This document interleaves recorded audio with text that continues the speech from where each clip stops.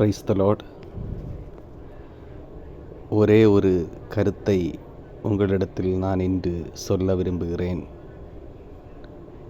நீங்கள் யாருக்காவது ஒரு பொருளை கொடுக்க வேண்டுமென்று நீங்கள் விரும்பினால், அந்த பொருளில் எது சிறந்ததாக இருக்கிறதோ, எது நன்றாக இருக்கிறதோ அதை மட்டும் அவர்களுக்கு கொடுங்கள். அந்த பொருளில் சிறந்ததை நீங்கள் வைத்துவிட்டு மற்றொன்றை நீங்கள் கொடுத்தால் அது உங்களுக்கு எந்த விதத்திலும் நன்மை பயக்காது. அதனால் தயவாக நீங்கள் நண்பர்களுக்கு அல்லது உங்களுடைய உறவினர்களுக்கு அல்லது உங்கள் தெரிந்தவர்களுக்கு கொடுக்கும்போது, ஏதாவது பொருள் கொடுக்கும்போது அதில் சிறந்த பொருளை கொடுங்கள்.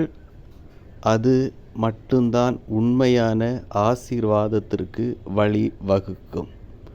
ஆண்டவர் தாமே உங்களை ஆசீர்வதிப்பாராக. ஆமென்.